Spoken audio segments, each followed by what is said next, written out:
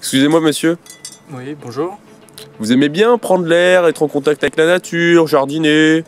Oui. Pourquoi vous me filmez? Allez, Perfabec, bats-toi! Monsieur, Oui. vous aimez les Pokémon? Oui, mais pourquoi vous me filmez? Oh, le Carnotaure dans les forêts.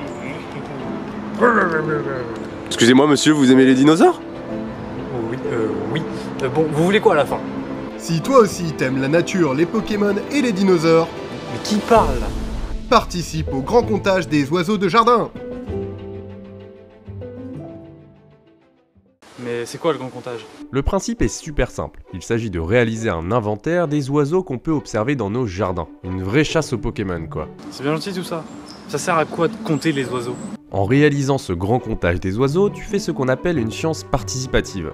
Les ornithologues qui s'intéressent aux populations d'oiseaux ne peuvent pas être partout à la fois, et un territoire comme la Normandie par exemple est immense. En comptant les oiseaux dans ton jardin, tu fournis de précieuses données sur la répartition des oiseaux dans la région d'une année sur l'autre, et ça c'est super cool.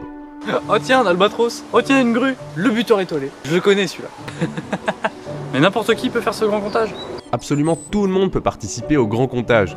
Vous, vos amis, vos voisins, vos parents, vos grands-parents, vos arrière-grands-parents, et oui, même dans le jardin de l'EHPAD, il y a des oiseaux.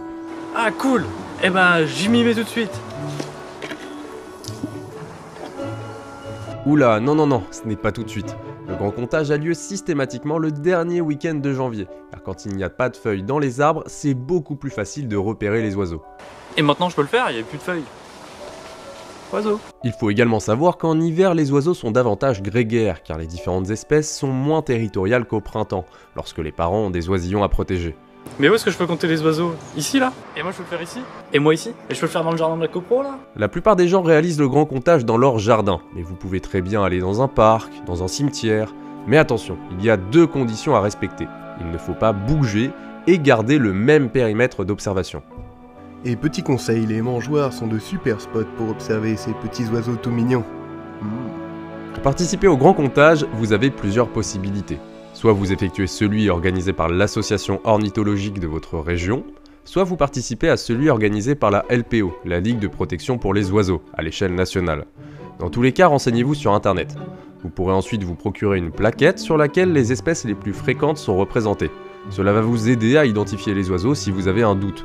Un guide d'identification des oiseaux peut également être très utile. Si une espèce n'est pas sur la plaquette, de toute façon il y aura un espace pour l'ajouter. Un jet des chênes.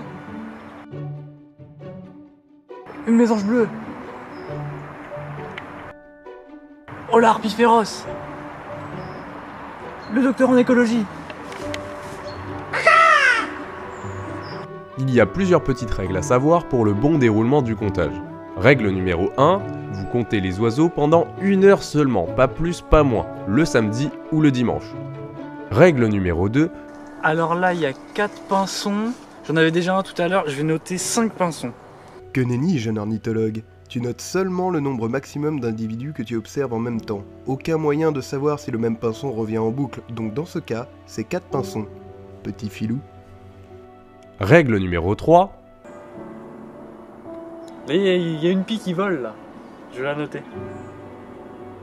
Il y a un fou de bassin qui nous survole. Je vais le noter. non, tout ce qui vole et qui ne se pose pas, tu ne le comptes pas. Et enfin règle numéro 4, si vous n'êtes pas sûr de votre identification, Ah, je sais pas.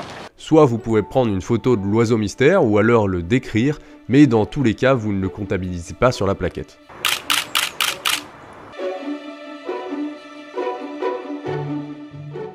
Une fois l'observation terminée, vous pouvez envoyer le formulaire en ligne ou par la poste.